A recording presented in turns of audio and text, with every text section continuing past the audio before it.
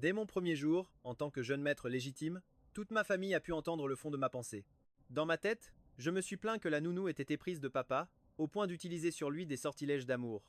Pire encore, elle avait caché la télécommande dans la semelle de papa. En entendant ça, maman est entrée dans une colère noire et a renvoyé la nounou sur le champ. J'ai ensuite pensé à voix haute dans ma tête que la meilleure amie de ma sœur sabotait ses investissements. Ma sœur a aussitôt liquidé toutes ses actions en technologie et au passage, a infligé une bonne correction à son fiancé. Ma famille, qui ne chouchoutait que le faux héritier, se battait désormais pour mes faveurs. Le faux jeune maître, lui, n'a jamais compris pourquoi, alors que lui-même n'avait pas changé. Tous les autres se sont mis à le détester de plus en plus. C'est à ce moment-là que je descendais de la voiture. J'ai à peine eu le temps d'admirer le luxueux manoir qui se dressait devant moi, que le majordome a accouru vers nous. Monsieur, madame, le jeune maître est enfin de retour. Mais l'autre jeune maître fait une crise et menace de quitter la maison. Le cœur de Mukinsan et de son épouse se serra. Sur le trajet, ils avaient justement entendu les pensées de Mugel. Pour me chasser, Mubaishan va sûrement faire semblant de partir. Sur le moment, ils n'y avaient pas cru, mais la réalité semblait leur donner tort. C'est alors que Mubaishan descendit les escaliers, une valise à la main. Son visage était pétri de chagrin, mais il força un sourire. Papa, maman, j'y ai réfléchi toute la nuit. Maintenant que mon frère est là, je dois lui rendre sa place. Je crois qu'il est préférable que je m'en aille. Le majordome s'interposa vivement. Jeune maître, vous avez toujours été pour monsieur et madame leur fils le plus cher. Si vous partiez, ils seraient anéantis. Moubayan baissa la tête, laissant des larmes couler sur ses joues. La famille Mu m'a élevé pendant 20 ans. Je leur dois une reconnaissance éternelle. Il vaut mieux que vous me laissiez me débrouiller seul. Jessine soupira doucement. Après tout, c'était l'enfant qu'elle avait élevé pendant 20 ans. On finit par s'attacher même à un animal de compagnie. Elle s'approcha de lui, le cœur rempli de pitié. Baishuan, n'avions-nous pas déjà réglé cette question? Nous avons ramené Mugel, mais pas pour te mettre à la porte. Mukin intervint à son tour. C'est vrai, Baishuan, tu es aussi notre fils. Mais Moubayan secoua la tête. Tout ce que je possède lui revient de droit. Si je reste, un jour viendra où il n'y aura plus de place pour moi dans cette famille. J'ai ricané intérieurement. Ça y est, il essaie de me faire passer pour le méchant. Son jeu d'acteur n'est pas mal, mais sa valise est visiblement vide. C'est de la pure comédie. Il n'y a que mes parents pour gober une histoire pareille. En entendant cela, Jessine et Mukin froncèrent les sourcils. Leurs regards se tournèrent aussitôt vers la valise dans les mains de Moubayan. Pris de panique, Moubayan cacha la valise derrière son dos. Mais la rapidité de son geste était plus que suspecte. La valise semblait ne rien peser du tout. Jessin et Mukin n'étaient pas dupes, ils remarquèrent immédiatement son étrange légèreté. Et même si elle n'était pas complètement vide, elle ne devait contenir que quelques broutilles. Moubayan comprit aussitôt que son petit manège avait été découvert. Il changea immédiatement de tactique. Monsieur Mu, Madame Su, puisque je ne suis pas votre fils biologique, je n'emporterai rien qui appartienne à la famille Mu. En disant cela, il sortit quelque chose de sa poche, l'air terriblement peiné. C'étaient les clés de plusieurs voitures de luxe, ses biens les plus précieux. Mais pour que son numéro fonctionne, il était prêt à tout. Je ne l'ai pas laissé continuer son cinéma. D'un geste vif, je lui ai arraché toutes les clés des mains. Puis, je l'ai regardé avec un sourire moqueur. Toi, lâcha Moubayen en me pointant du doigt. Il ravala sa fureur et se força à sourire de nouveau, non sans mal. C'étaient des cadeaux d'anniversaire de la part de monsieur et madame Mu, des cadeaux qu'il m'avait offerts. J'espère que mon petit frère ne les méprisera pas. J'ai fait semblant d'ignorer son ton sarcastique et les remercier avec un grand sourire. Puisque ce sont des cadeaux de papa et maman, comment pourrais-je les refuser? Mais intérieurement, je soupirais profondément.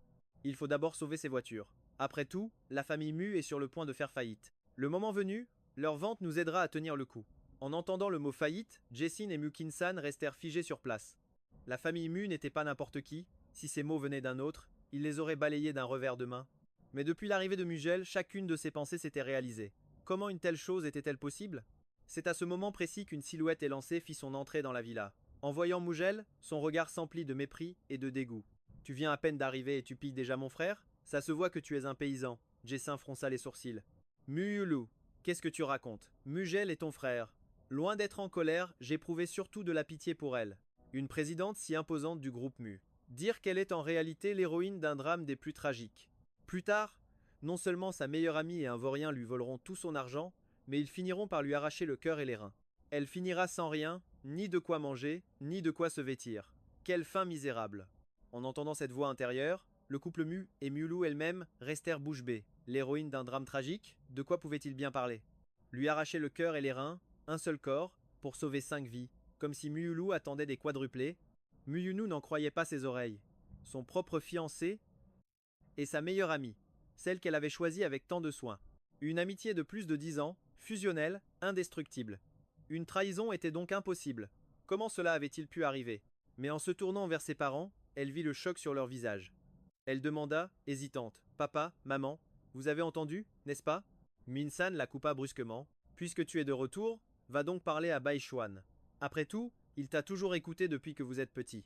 Voyant les regards insistants de ses parents, Mouyunu ravala ses doutes et n'eut d'autre choix que de monter à l'étage, entraînant un Bichuan tout penaud. À midi, toute la famille était réunie pour le déjeuner. Mukin me regarda avec un sourire. Maintenant que tu es là, il faudra bien un jour reprendre l'affaire familiale. Ça te dirait de venir aider ton père? Ma main s'arrêta en plein geste, mais je ne sais absolument rien faire. Intérieurement, je soupirais. Je suis déjà un gosse de riche, pourquoi travailler? N'est-ce pas mieux de profiter de mes millions? Et puis, je dois encore aller à l'université. Quelqu'un m'y attend. À ces mots, la paupière de Mukin tressaillit. Bien, très bien. Je ne pensais pas que mon fils était un si bon acteur. Il n'a pas cessé de se plaindre intérieurement. Et pourtant, il feint d'être si compréhensif. Jessin se tourna alors vers son mari. Chérie, il est encore si jeune. Pourquoi être si pressé? Laissons-le finir ses études. Il sera toujours temps pour lui de nous rejoindre après. Moubaï intervint à son tour. Maman, papa, je pense aussi que mon petit frère devrait aller à l'université. Je grimaçai. Ce Moubaï Chouan n'avait vraiment aucune honte. Il y a un instant, il les appelait froidement monsieur et madame Mu. Et maintenant c'était soudainement maman et papa? Soudain, une idée germa dans l'esprit de Moubaï Chouan. C'était l'occasion rêvée de m'humilier. Il s'empressa de dire Maman, papa, l'examen d'entrée est dans 6 mois. Mais justement, notre université a un partenariat. On peut y être admis en payant simplement quelques frais. En entendant cela, Mukin fronça les sourcils. Si sa mémoire était bonne, ses admissions parallèles menaient souvent à des universités de second rang. Envoyer son propre fils dans un tel endroit lui semblait inapproprié. Mais il le savait bien, Muj n'avait jamais passé le concours d'entrée. Sans diplôme, c'était ma seule option. Je posai mes baguettes et souris. Maman, papa, j'ai oublié de vous dire une chose. En réalité, j'ai été accepté à l'université de Bichuan, l'université de Qingbei. Moubaï Chuan laissa échapper un ricanement, qui se transforma en un éclat de rire méprisant. Petit frère, quelle est cette blague? Tu crois vraiment que n'importe qui peut entrer à Qingbei? C'est la meilleure université du pays. Moi-même, j'ai pu y entrer uniquement parce que notre père a financé un bâtiment. Et toi, pour qui te prends-tu? Je l'ignorais superbement. Je sortis mon téléphone et ouvris le portail étudiant de l'université de Qingbei. Quand Moubaï Chuan vit les mots Université de Qingbei et spécialisation finance sur l'écran, il resta figé sur place. L'université de Qingbei était une institution d'élite, et la finance, son programme le plus prestigieux. Comment diable avais-je pu y entrer? Mais après un instant de stupeur, il éclata de rire à nouveau. Écoutez, que notre petit frère veuille étudier, c'est une bonne chose, mais de là à mentir à nos parents pour leur faire plaisir en payant quelqu'un pour retoucher une photo, c'est vraiment petit de ta part. Sur ces mots, il attrapa mon téléphone et tenta de faire glisser l'écran, sûr d'exposer le trucage. Mais à sa grande surprise, la page défila normalement. Ce n'était pas une image. La colère commença à monter en lui. C'est un comble. Falsifier le portail officiel de l'université? Je dois le signaler. Maman, papa, vous devez mener l'enquête. Ne vous laissez pas berner par lui.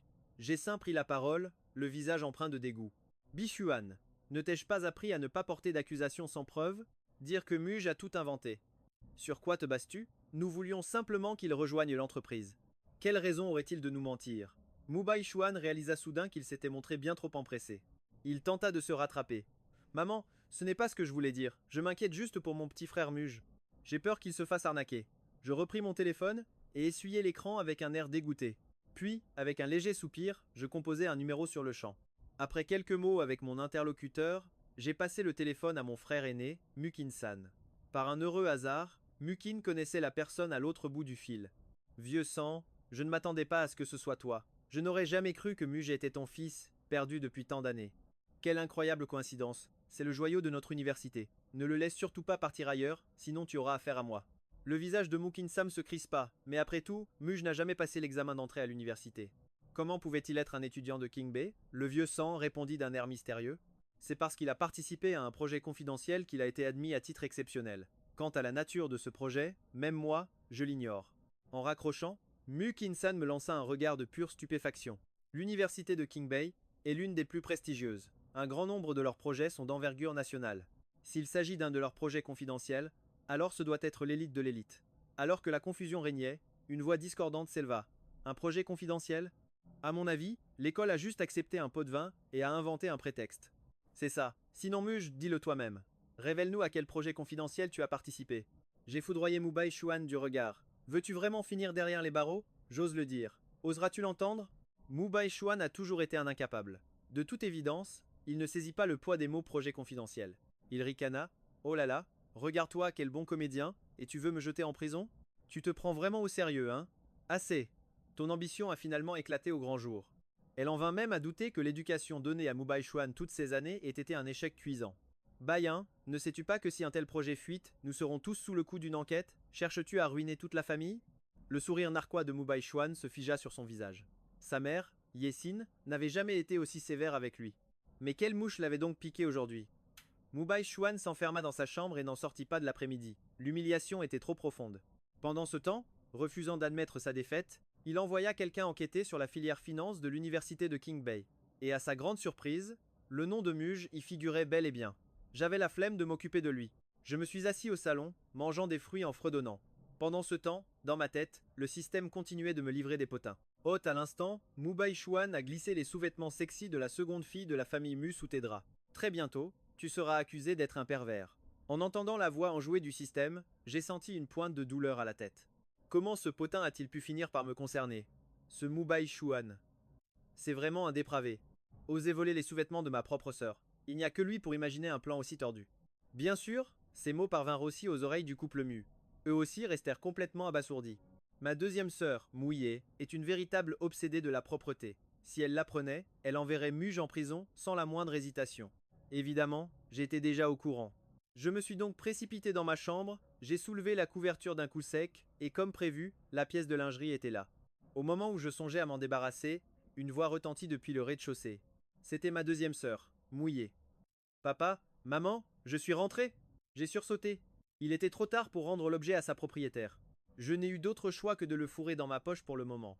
Mu Baishuan a aussi entendu la voix de ma sœur. Il a dévalé les escaliers, l'air surexcité. Puis, il a chuchoté quelque chose à l'oreille de Mouillet. En l'entendant, Mouillet est entrée dans une colère noire. C'est le comble. Sur ce, elle a foncé vers le deuxième étage, quand elle a vu que son placard était ouvert, ainsi que le petit tiroir secret qu'il contenait. Son visage s'est décomposé. Rongée par la honte et la rage, elle a couru jusqu'à ma porte. Muge! A-t-elle hurlé en martelant le bois. Ouvre cette porte. Je sais que tu es là. Ouvre immédiatement. J'ai ouvert la porte de ma chambre, regardant l'assemblée d'un air innocent avant de demander, confus, deuxième sœur, que se passe-t-il? Sur le côté, Mu Baishuan s'est exclamé avec un faux enthousiasme. Muge, je suis vraiment déçu. Comment as-tu osé voler les affaires de notre sœur? Ne fais pas semblant. Sors-le maintenant. J'ai affiché un air perplexe. Je n'ai rien pris du tout. Ma sœur aurait-elle perdu quelque chose? Mu Baishuan a levé les yeux au ciel. Arrête ta comédie. Je viens de te voir sortir de sa chambre en cachant quelque chose. Ah, ai-je répondu. Alors tu as dû mal voir. Je ne suis pas allé dans sa chambre. Mu Baishuan a insisté. Comment ça, j'ai mal vu? Je parie que tu n'oseras pas me laisser fouiller ta chambre. Bien sûr, aucun problème. Fouille autant que tu veux, mais n'oublie pas de tout ranger après. Sur ces mots, je me suis écarté pour lui céder le passage. D'abord, Mu Baishuan a ouvert l'armoire, feignant de chercher quelque chose. Il a regardé partout. Finalement, il s'est approché du lit. D'un geste brusque, elle arracha la couverture en criant « Regardez tous, voilà ce que c'est que ». Mais sa voix s'éteignit brusquement. « Attendez, où sont passées les affaires? Comment ça, ce n'est plus là? Je l'ai pourtant mis ici moi-même. » Mui jeta un coup d'œil rapide, puis se tourna vers Mu Baishuan. À cet instant, Mu Baishuan se retrouva sans la moindre défense. Il ne pouvait avouer l'avoir mis lui-même pour ensuite le voir disparaître. Incapable de s'expliquer, il sentit sa poitrine se serrer. Mui laissa échapper un ricanement méprisant, tourna les talons et quitta la pièce. Derrière elle, les seigneurs Mu et Muyulu, chacun avec ses propres pensées, assistèrent à la fin de cette comédie. Pendant le dîner, l'atmosphère à table était encore plus pesante. À cause de la scène de tout à l'heure, ceux qui voulaient parler n'osaient pas, et les autres mangeaient en silence. Mon regard se posa sur ma froide deuxième sœur. Le cœur de Mu était rempli de pitié. En apparence, ma sœur a l'air forte, mais en réalité, sa vie est une véritable tragédie. Elle était un véritable génie de la chirurgie. Elle a sauvé d'innombrables vies, mais a été trahie par un camarade. Quelqu'un a secrètement modifié sa demande d'admission à l'université, et plus tard, sa main droite fut brisée. Pour le restant de ses jours, je crains qu'elle ne puisse plus jamais tenir un scalpel. En entendant cela, Mu se figea sur place. Elle regarda son frère Muge, la bouche bée, mais aucun son n'en sortit. Pour être précis, personne à table ne bougeait les lèvres. Était-ce la voix de ses pensées qu'elle entendait?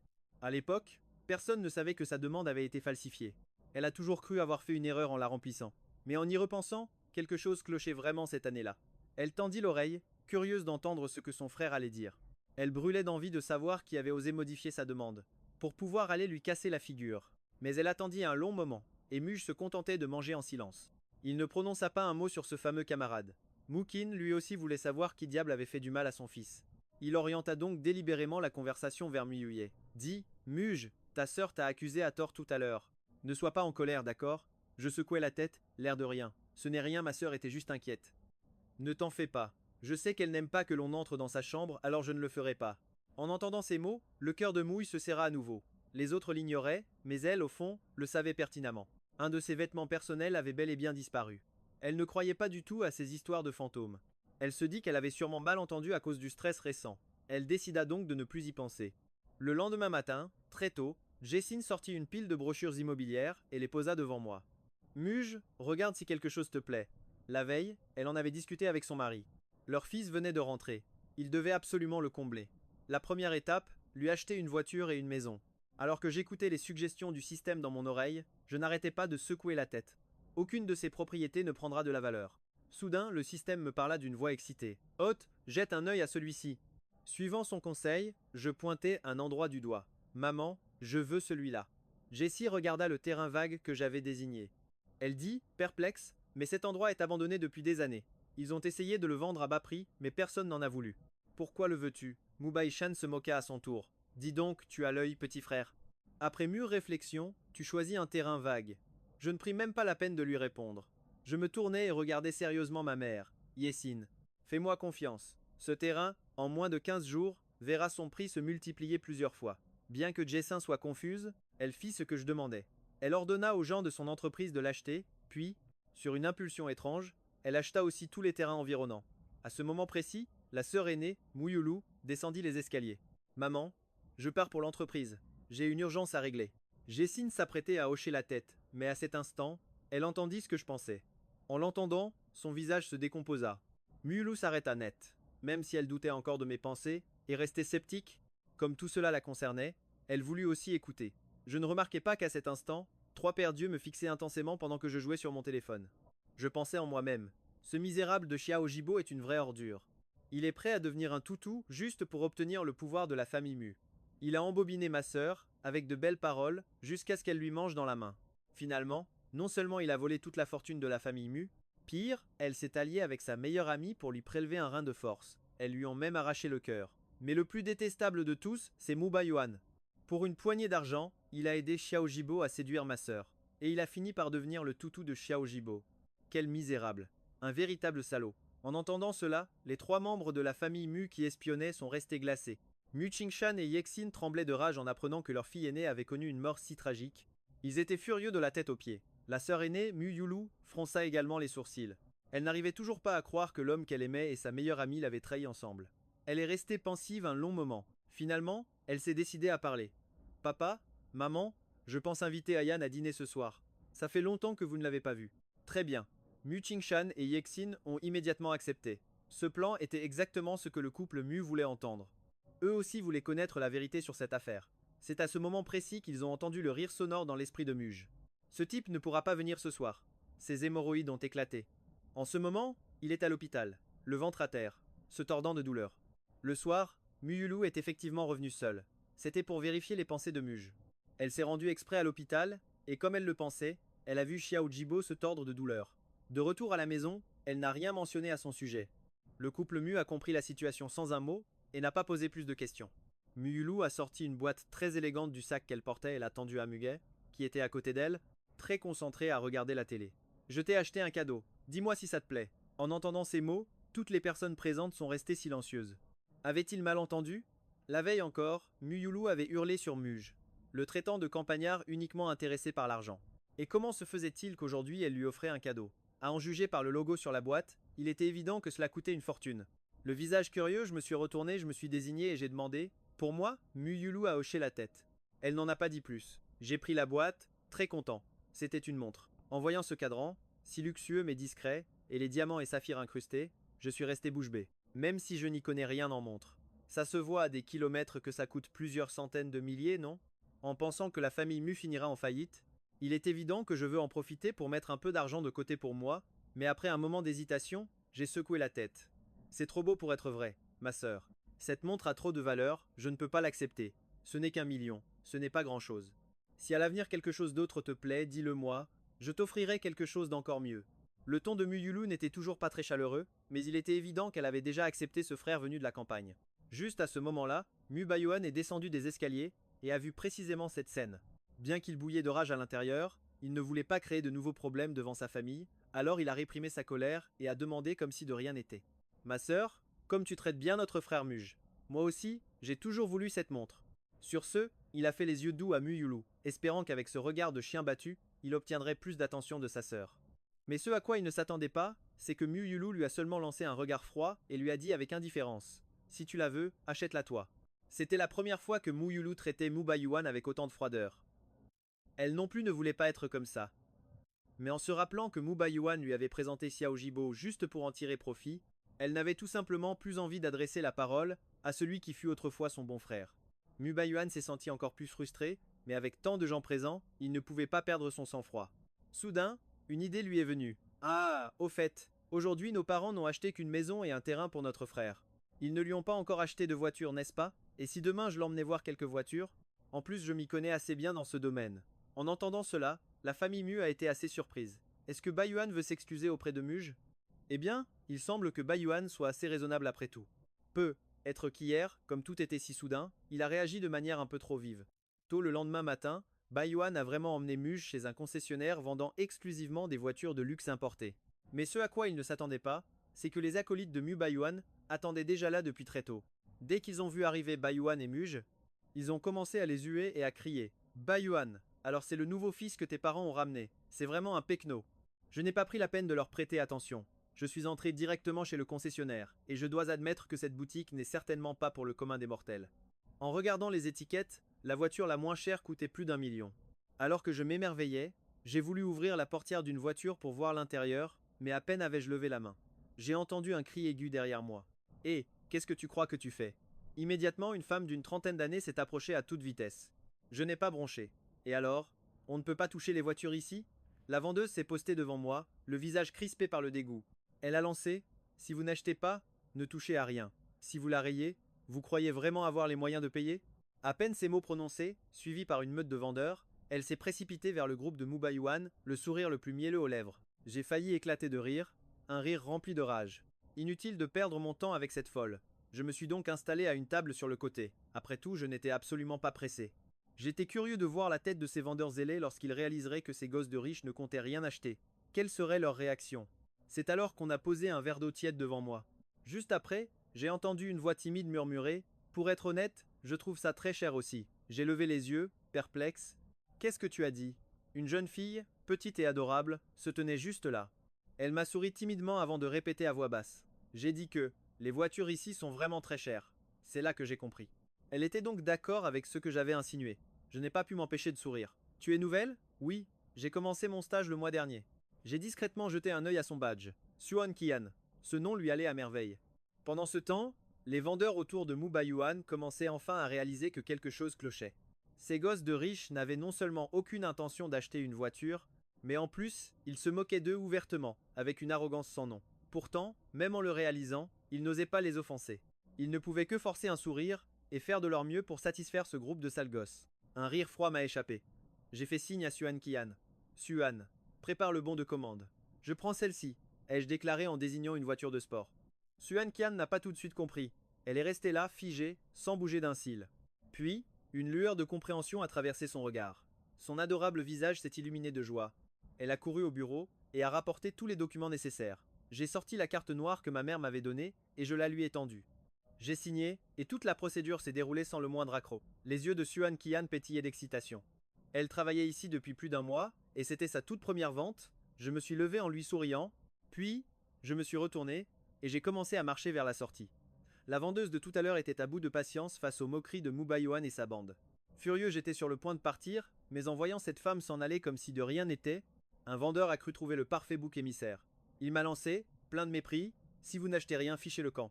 Mais avant même de finir sa phrase, son regard s'est posé sur le reçu dans ma main. Être stupide est une chose, mais être aveugle en plus. Et par-dessus tout, adorer juger les gens sur leur apparence. Vous chérissez les ordures comme si c'était un trésor. En entendant ça, l'expression de Mubai Xuan est devenue très crispée. À cet instant, les autres vendeurs ont compris la situation. Leurs regards, pleins de ressentiment, se sont tous tournés vers Xuan Qian. J'ai secoué la tête avec dédain. Au moment où j'allais quitter la concession, une voix de femme m'a soudainement interpellé. Que fais-tu ici? Je me suis retourné et j'ai observé la femme à l'allure extravagante qui se tenait devant moi. Il m'a fallu un long moment pour la reconnaître. J'ai finalement demandé, plein de doutes, tu es Liu Ruyan? En voyant mon visage, Liu Ruyan m'a foudroyé du regard. À quoi tu joues? Arrête de faire semblant. Je n'arrive pas à croire qu'après toutes ces années, tu me colles encore comme un fantôme. Je ne t'ai pas déjà rejeté à l'époque? Comment peux-tu être aussi effronté? Pourquoi ne me laisses-tu pas tranquille? Son attaque verbale m'a laissé complètement déconcerté. À l'école, même si Liu Ruyan était la risée de tous, je ne lui avais jamais, au grand jamais, déclaré mes sentiments. De plus, notre rencontre aujourd'hui était une pure coïncidence. On dirait que cette fille est complètement à côté de la plaque. À ce moment-là, Mu Baichuan et sa bande de parasites ont entendu la tirade de Liu Ruyan et se sont approchés pour se moquer. Eh mec, c'est pas cool de ta part. Comment peux-tu harceler une fille comme ça? Tout en parlant, ils ont dévisagé Liu Ruyan, et c'est là qu'ils ont remarqué à quel point elle était jolie. Alors ils lui ont dit d'un ton enjôleur, ma belle, pourquoi ne pas donner une chance à notre Bichuan? Si tu sors avec lui, je te garantis qu'aucun de ces minables ne t'embêtera plus jamais. Liu Ruyan, qui avait fréquenté toutes sortes de lieux louches ces dernières années, avait rencontré un tas de gens. En voyant l'allure typique de gosse de riche de Mu Baiyuan, ses yeux se sont mis à briller. Elle s'est précipitée devant lui et a dit d'une voix mielleuse, bonjour, jeune maître Bichuan. Je m'appelle Liu Ruyan. Enchanté de vous rencontrer. Bien sûr, Mu Baiyuan n'allait pas se trouver une petite amie au hasard dans la rue. En temps normal, il se serait juste amusé un peu avec elle, mais comme c'était la fille que Mugé avait courtisée, la situation était bien différente. Il s'est approché, a passé un bras autour de ses épaules, et m'a lancé un regard provocateur. Tiens, tiens, c'est donc elle, la fille que tu n'as pas réussi à séduire. Le visage de Liu Ruyan devint écarlate, et elle dit d'un air coquet. Oh, jeune maître Baichuan, ne vous moquez pas de moi. Je me suis moqué intérieurement. Et dire qu'on l'appelle la beauté de l'école. Sa vie privée est un désastre. Si jeune, et déjà 4 avortements. De toute manière, je ne lui ai jamais fait la cour. Si ce genre de femme plaît à quelqu'un, qu'il la prenne, mais qu'on ne m'y associe surtout pas. Et toi, Mu Baichuan, tu ferais mieux d'être prudent. Tu risques d'attraper quelque chose. Malgré ces pensées, mon visage est resté de marbre. J'ai ignoré toutes les tentatives de provocation de Mu Baichuan. En vérité, j'avais hâte qu'il emmène Liu Ruyan faire leurs affaires ailleurs. Tout s'est déroulé comme je l'avais prévu. Mon indifférence a persuadé Mu Baichuan qu'il avait l'avantage. Il se sentait invincible. Il a aussitôt attrapé Liu Ruyan et est parti avec un sourire pervers. Ce jeune maître va bien s'amuser. Rentre seul. Je les ai regardés partir avec dédain. Au moment où j'allais prendre un taxi, une autre voix m'a interpellé. Muge, qu'est-ce que tu fais ici? Je me suis retourné et à ma grande surprise, j'ai vu ma deuxième sœur. Mes yeux se sont aussitôt illuminés. J'ai couru vers elle sans attendre. Grande sœur, quelle chance! Toi aussi tu es dans le coin. Je rentre justement à la maison, c'est sur ta route. Mu m'a coupé la parole sèchement. J'ai fait comme si je n'avais rien entendu. J'ai ouvert la portière et me suis assis dans la voiture. Allons, grande sœur, je ne t'ai même pas dit où j'allais. Comment peux-tu savoir que ce n'est pas sur ton chemin? Mu se sentit désemparée, mais après tout, c'était son petit frère. Même si elle ne l'aimait pas beaucoup, elle ne pouvait se résoudre à être trop dure. Elle n'eut d'autre choix que de redémarrer la voiture. Elle comptait donc déposer Mugé en premier. Je me suis affalé confortablement sur la banquette arrière, fermant les yeux pour me reposer. Mais à cet instant précis, la voix du système a retenti, stridente comme une alarme. Alerte! Mui est sur le point de subir une calamité sanglante. J'ai ouvert les yeux d'un coup sec. Une calamité sanglante? J'ai aussitôt demandé au système ce qu'il se passait, mais lui, d'ordinaire si loquace, resta silencieux. C'est alors que je me suis rappelé son avertissement. Pour les questions de vie ou de mort, le système n'a pas l'autorisation de fournir trop de détails. Ma sœur allait-elle avoir de graves ennuis? À cette pensée, mon regard s'est immédiatement posé sur Mui au volant. Grande sœur, tu vas à l'hôpital pour ton travail? Mui acquiesça faiblement. Dans ce cas, je ne rentre pas, je viens avec toi. J'ai improvisé une excuse. J'ai un peu mal à la tête ces derniers jours. C'est sûrement un rhume, je vais voir un médecin pour avoir une ordonnance. À travers le rétroviseur, Mui a lancé un regard exaspéré à Mugé. Elle semblait se demander ce que j'inventais encore, mais en voyant mon air sérieux, elle a fini par céder. Une demi-heure plus tard, la voiture s'est arrêtée sur le parking de l'hôpital. Je suivais ma sœur, les sens en alerte, prêt à faire face à n'importe quel danger. En entrant dans le hall, Mui a désigné le comptoir. L'enregistrement, c'est par là. J'ai hoché la tête distraitement, j'ai fait semblant de marcher vers le guichet. Dès que ma sœur est montée dans l'ascenseur, j'ai piqué un sprint vers les escaliers. Je suis monté directement au 6e étage, au service de chirurgie où se rendait Mui. À peine arrivé, encore à bout de souffle, j'ai entendu un cri de panique au loin. Un assassin! Appelez la sécurité! Vite, il y a un assassin! Mon cœur s'est glacé. Sans attendre, j'ai couru dans cette direction. Au loin, j'ai vu un homme en blouse d'hôpital. Il brandissait un couteau à fruits dans sa main et hurlait sans s'arrêter. Vous allez tous mourir. Vous allez tous mourir. L'homme avait les yeux injectés de sang et sa voix rauque trahissait sa folie. La sécurité n'était toujours pas là. Personne n'osait s'approcher. J'ai entendu des infirmières murmurer à côté. On dirait un patient de l'asile qui s'est échappé. Sa femme a eu un accident de voiture le mois dernier. Quand elle est arrivée, elle était déjà morte. Mais il est convaincu qu'on n'a pas tout fait pour la sauver. Il a perdu la tête. C'est un véritable forcené. J'ai froncé les sourcils, j'ai cherché ma sœur du regard dans la foule, mais elle n'était pas là. Juste au moment où j'allais soupirer de soulagement, le ding de l'ascenseur a retenti juste à côté de l'homme, et Mui en est sorti. En la voyant, les yeux du fou devinrent encore plus rouges. C'est toi qui as tué ma femme, je vais te tuer hurla-t-il de fureur en se jetant sur elle, le couteau en l'air. Mui n'avait jamais fait face à une telle situation. Elle resta figée sur place. La terreur se lisait sur son visage blême. Au moment où la lame allait s'abattre, une ombre a bondi et a violemment frappé l'homme d'un coup de pied dans le dos. Le corps de l'homme bascula sur le côté, complètement inerte. Puis, d'un geste fulgurant, je lui ai arraché le couteau des mains et l'ai cloué violemment au sol. Au passage, j'ai attrapé des bandages au poste infirmier et, d'un geste agile, je lui ai ligoté les mains derrière le dos. L'homme, bien qu'immobilisé, hurlait et se débattait. Relâche-moi, je vais le tuer. Ses cris commençaient sérieusement à me fatiguer. J'ai donc pris une compresse de gaz pour le bâillonner. Le problème étant réglé, je me suis épousseté les mains et j'ai marché vers mon deuxième frère. Je lui ai demandé, inquiet, deuxième frère, tu vas bien? Mui a pris une profonde inspiration, essayant de calmer ses nerfs. Oui, ça va, juste un peu secoué. Il était clairement impressionné par la dextérité du jeune homme. Les agents de sécurité ne tardèrent pas à arriver. Ils ont emmené l'agresseur hors de l'hôpital pour le livrer à la police. Mais pour Mui, un tout autre problème venait de surgir. Bien que Muj l'ait aidé, pour une raison obscure, ce garçon ne cessait de le suivre. Partout où il allait, l'autre était là, comme son ombre. Après tout, c'est mon lieu de travail. Pourquoi faut-il que quelqu'un me colle comme ça en permanence? Après avoir longuement hésité, il sortit son téléphone et vira 1 million à Muj. Merci pour ton aide aujourd'hui. Je te revaudrai un dîner, mais honnêtement, je suis submergé de travail. Prends cet argent et achète-toi quelque chose de bon, d'accord? Comment ne pas comprendre que mon deuxième frère ne voulait plus de moi dans les parages? Je n'ai eu d'autre choix que de partir en lui faisant un signe de la main. Mu put enfin pousser un soupir de soulagement et se reconcentrer sur son travail. Finalement, l'heure de la sortie arriva. Mui s'étira et quitta l'hôpital dans sa voiture. Mais à peine sorti, il aperçut Mudge, assis seul dans le parc d'en face, le regard perdu dans le vide. Confus, il s'est approché. Qu'est-ce que tu fais encore ici? J'ai souri en secouant la tête. Je n'avais rien d'important à faire aujourd'hui, alors je me suis juste posé pour me reposer. Mui fronça les sourcils. Tu es resté assis ici tout l'après-midi? Est-ce que tu m'attendais? Je lui ai de nouveau souri, sans un mot. À cet instant, Mui sentit comme une pression sur sa poitrine. C'était une sensation étrange, dérangeante, mais qu'il ne parvenait pas à expliquer. Allons-y, je te ramène. Mais juste au moment de se lever, il vit un petit chaton. Il sortait en courant d'un buisson tout proche. Les yeux de Mu se sont illuminés. Il s'est approché, les bras ouverts. Oh, mais d'où sort une créature aussi adorable? Que fais-tu par ici, petit bonhomme? Le chaton, comme incapable de résister au charme de Mui, se laissa prendre dans ses bras sans la moindre hésitation. Alors que Mu caressait le chat, songeant à lui trouver quelque chose à manger, il entendit soudain les pensées de Muge. Quoi? Des corps démembrés? Mon Dieu, une idée si horrible. Mu resta figé un instant, puis se retourna pour voir Muge suivre le chat errant vers une zone isolée du parc. Serait-il possible que Muge ait reçu une sorte d'information de la part du chat? Bien que cette idée lui parût complètement absurde, Mu le suivit discrètement. Au même moment, Muge était lui aussi très nerveux. Il commençait même à douter d'avoir mal compris le langage des chats. Sinon, comment un chat aurait-il pu lui parler d'un corps démembré? Mais, rongé par l'inquiétude, il continua de suivre le chat errant jusqu'à un endroit reculé. Au loin, il perçut une odeur nauséabonde. Un sentiment de panique qu'il connaissait bien l'envahit. Il avait lu des articles de vulgarisation scientifique à ce sujet. On dit que cette peur est une réaction subconsciente de l'être humain à l'odeur d'un cadavre en décomposition de sa propre espèce. C'est un instinct pour fuir le danger, mais il n'avait d'autre choix que de marcher droit dessus. Peu après, il aperçut 7 ou 8 chats errants, attroupés, dévorant quelque chose. En s'approchant, il découvrit qu'il s'agissait de sacs en plastique noir. Les sacs, déjà déchiquetés par les crocs des chats, laissaient entrevoir la chair qu'ils contenaient. Muge retint à grand-peine une nausée. Il recula de 2 pas, s'apprêtant à appeler la police, mais il entendit soudain la voix de Mu derrière lui. Reste ici et ne bouge pas. Laisse-moi d'abord évaluer la situation. Deuxième frère, qu'est-ce que tu fais ici?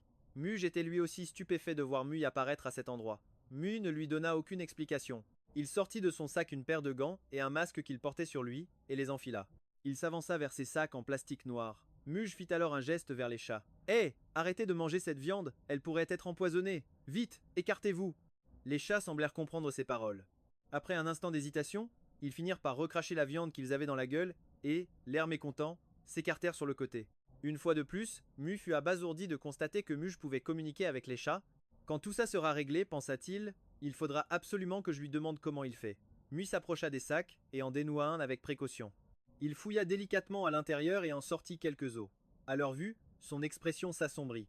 Ce sont bien des restes humains. Appelle la police. Puis, avec un calme déconcertant, Mu examina un autre morceau de chair. Le visage grave, Muge observait la scène, sentant un frisson glacial lui parcourir le dos. Ce n'était pas seulement la découverte d'un corps démembré, mais surtout de voir Mouy tenir ce morceau de chair humaine, aussi sereine que si c'était un simple bout de poulet. Quel cran, ma sœur. Heureusement que mes études pour devenir urologue n'ont pas abouti, sinon je n'ose même pas imaginer qu'elle puisse me regarder avec ces yeux-là. À cette pensée, Mug baissa discrètement les yeux vers son entrejambe et rentra la tête dans les épaules. Environ 10 minutes plus tard, la police est arrivée sur les lieux. Les experts ont immédiatement commencé à inspecter la scène. Mu et Muye ont été emmenés à l'écart pour un premier interrogatoire. Muji avait déjà discuté avec les chats errants. Il connaissait l'heure du dépôt du corps et l'apparence du coupable. Il a tout décrit avec une précision déconcertante. C'était aujourd'hui, à 2h30 du matin, l'homme qui a abandonné le corps était à peu près de cette taille. Il avait une barbe, était un peu corpulent, et portait des lunettes. Le policier regarda Mugi avec méfiance. Il ne comprenait pas comment il pouvait connaître autant de détails sur le suspect. Il a donc ordonné à son subalterne de vérifier les caméras de surveillance du quartier. À sa grande surprise, sur les enregistrements de l'heure indiqués par Mugi, ils ont bien repéré une personne correspondant parfaitement à sa description. L'enquête a vite révélé qu'il s'agissait d'un proche de la victime. Et vous, comment saviez-vous? Ce sont les chats errants qui me l'ont dit, a répondu Mugi sans la moindre hésitation. Mais le policier ne le crut pas une seconde. Mui, terriblement gêné, fit un signe discret à l'officier, lui demandant de lui parler en privé. Le policier hocha la tête en silence et ils s'éloignèrent dans un coin où personne ne pouvait les entendre. Mugi les observa avec curiosité. Il vit Mui expliquer quelque chose tout en se tapotant la tempe. Pendant ce temps, l'air du policier devenait de plus en plus sceptique. Quand ils sont revenus, l'officier leur a fait un signe. Laissez vos numéros de téléphone et vos papiers d'identité. Restez dans les parages un moment, s'il vous plaît. Nous aurons être besoin d'une déposition plus détaillée tout à l'heure. Aucun problème, Mugi a bien sûr accepté. Il est sorti du périmètre de sécurité avec Mui. Ils trouvèrent un banc dans un parc et s'assirent. C'est alors qu'il demanda, intrigué, ma sœur, qu'est-ce que tu as bien pu raconter à ce policier? Comment a-t-il pu nous laisser partir si facilement? Je lui ai dit que tu avais un grain. Le sourire de Mugi se figea. Sa sœur, toujours aussi directe. En journée, le parc était bondé de personnes âgées faisant leur gymnastique. La nouvelle de la découverte du corps démembré s'est répandue comme une traînée de poudre grâce à eux. Des journalistes étaient déjà sur place, retransmettant la scène en direct. Tous se battaient pour être les premiers à couvrir l'événement.